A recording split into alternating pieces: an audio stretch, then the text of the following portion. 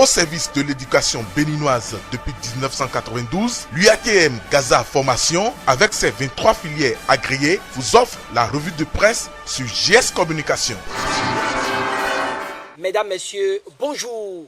L'heure a sonné et Gutenberg Sou Communication vous présente le condensé des journaux parus ce jour, dont l'actualité percutante commence avec nouvelle mutation qui nous apprend qu'il y a eu célébration ce week-end de la deuxième édition du Festival Africa Vodou aux USA. En manchette, le journal fait savoir que c'est un pari gagné pour Denis Achade Assongba, président de l'ONG Midogbepo International. Parmi les hôtes de cette manifestation culturelle figure le digne fils du roi Sosa, Adayoro Gedenge. Mais nouvelle mutation expose que Agassa Komadawo Adayoro Gedenge déplore l'absence des autorités béninoises à cette réjouissance culturelle et invite les dirigeants à accompagner cette initiative qui élève à plus d'un rang la culture béninoise. Monde cette info certifie cette information et souligne pour sa part que Sa Majesté Agassa Adayoro Gedenge déplore l'absence des autorités béninoises à la deuxième édition du Festival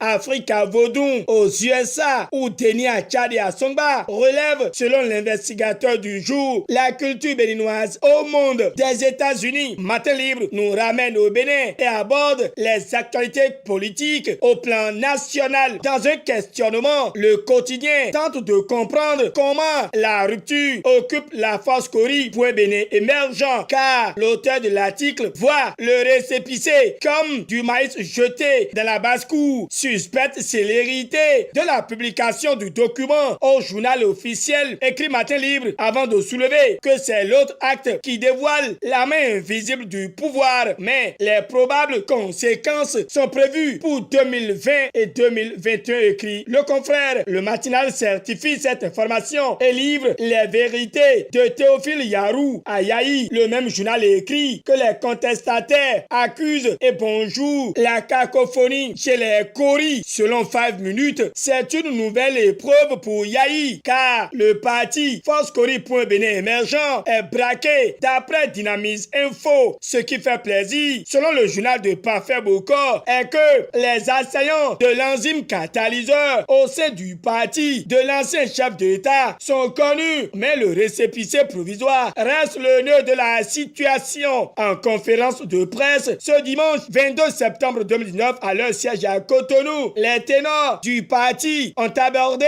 la polémique autour du récépissé provisoire avant de faire savoir que le parti FCBE n'a jamais organisé un congrès pour décider de la mise à l'écart de Valentin Djenotin Gossou, Komi Kouché et autres. La dépêche fusille les manœuvres de déstabilisation et donne lecture des déclarations de Boni Yaï et du Bureau national des forces Cori.Bénin émergents. Les FCBE, entre trahison, traîtrise et manigance politique, se demandent le nouvel observateur. Sont-ils sur le même chemin que la RB et le PSD? Se demande à nouveau le quotidien. Pendant qu'il y a pagaille et cafouillage politique dans la maison Cori, le Soleil Bénin Info voit que la résolution de la crise liée à la fermeture des frontières béninoises par le Nigeria préoccupe le numéro 1 des Béninois. Ici, le journal de Hervé Aladé affiche en manchette que Patrice Talon est à la manœuvre et selon lui, il s'achemine déjà vers le retour à la normale de la situation. Pour le bonheur de tous, la Nouvelle Gazette accompagne le journal précédent et livre pour sa part la déclaration de l'honorable Dakper Sossou qui est convaincu que le régime du président Patrice Talon ne tombera pas juste parce que le Nigeria a fermé ses frontières. Le journal de Gabin Assogba signale que l'élu de la 18e circonscription électorale condamne les hommes politiques béninois qui complotent contre toute la population du Bénin. Mais que cela soit clair, car selon Monde cette info, Dakper Sossou dévoile que par ce acte de la fermeture des frontières avec le Bénin, le Nigeria vient de violer un acte constitutif de la communauté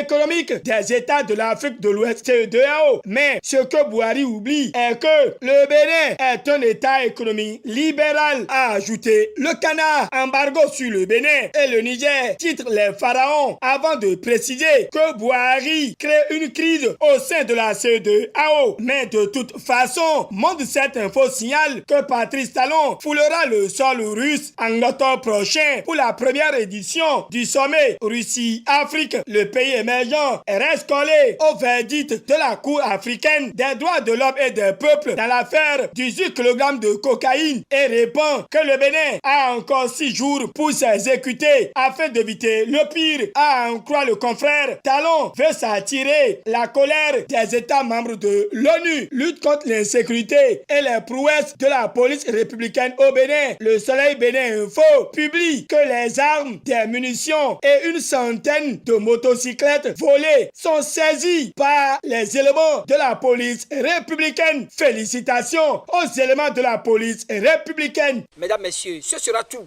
pour aujourd'hui. D'ici à là, portez-vous bien et à demain pour un autre rendez-vous d'actualité.